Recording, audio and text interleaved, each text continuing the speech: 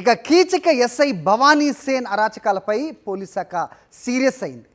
కానిస్టేబుల్పై అతను దాడి చేయడం అంటే రేప్ చేయడానికి ప్రయత్నించడం, గతంలో చూసుకుంటే కనుక ఇదే కానిస్టేబుల్ ఉద్యోగానికి సమాయత్తం అవుతున్న క్రమంలో ఆమెపై కూడా అత్యాచార ప్రయత్నం చేయడం, అదే కేసులో సస్పెండ్ కూడా అవటం, ప్రస్తుతం డిపార్ట్మెంట్ అయితే చాలా సీరియస్ అయిన పరిస్థితి అయితే మనం చూస్తున్నాం. దీనికి సంబంధించి అప్డేట్స్ మా కరెస్పాండెంట్ కిరణ్ అడిగి తెలుసుకుందాం. కిరణ్, గతంలో కూడా ఇలాంటి ఆరోపణలు ఎదుర్కొని సస్పెండ్ అయిన అధికారిపై నిజంగా శాశ్వతంగా చర్యలు తీసుకోకపోవటాన్ని లోపంగా చూడాల్సిన అవసరం ఉందా? ప్రస్తుతం ఈ కంప్లైంట్స్ మీద డిపార్ట్మెంట్ సీరియస్ అయిన పరిస్థితి అయితే చూస్తున్నాం. ఎలాంటి చర్యలకు ఉపక్రమించింది డిపార్ట్మెంట్? ఏంటి మీ దగ్గర ఇన్పుట్స్? సరే, తెలంగాణ రాష్ట్ర పోలీస్ శాఖలోనే ఇది ఒక మాయని మచ్చగా కూడా ఈ ఘటన ఉంటుంది. జయశంకర్ భూపాల్పల్లి జిల్లా మహాదేవ్పూర్ మండలం కాళేశ్వరం పోలీస్ స్టేషన్లో ఎస్ఐగా విధులు నిర్వహిస్తుంటున్నటువంటి ఎవరైతే ఈ ఎస్ఐ కీచక పర్వానికి తెలరేపాడు.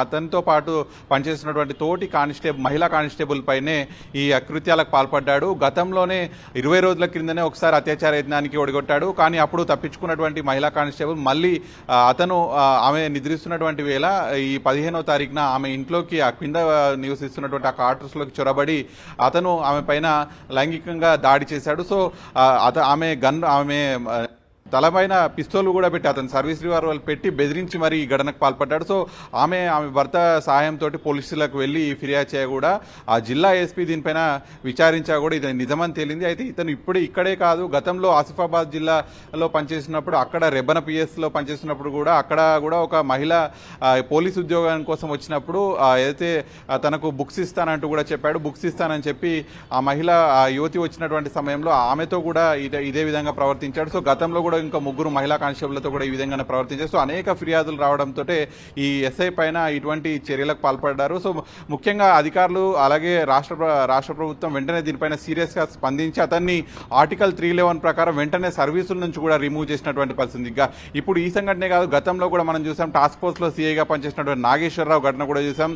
అతన్ని సర్వీస్ రివాల్వర్ తో అక్కడ ఒక మహిళ పైన దాడి చేసి సర్వీస్ రివాల్వర్ తో బెదిరించి లైంగిక దాడి చేశాడు. మళ్ళీ మరొక ఘటన పోలీస్ శాఖలో ఇది వెలుగులోకి రావడం కూడా ఇప్పుడు సంచలనం రేపుతుంది. మొత్తానికి ప్రజలకు కావచ్చు, అందరికీ రక్షకులుగా ఉండాల్సినటువంటి పోలీసులే ఈ విధంగా ఘటనలకు పాల్పడడం మాత్రం అందరిలో భయాన్ని రేకెత్తుతున్న పరిస్థితి ఉంది. అయితే సాయికిరణ్, అంటే ఒక అంశం, అంటే డిపార్ట్మెంట్ లో ఇలాంటి చర్యలు జరిగితే మొదటి తప్పుగా భావించి కొంచెం సటిల్ గా దాన్ని మభ్యపెట్టే లేకపోతే కప్పిపుచ్చే ప్రయత్నం ఏదైనా డిపార్ట్మెంట్ చేస్తుందా?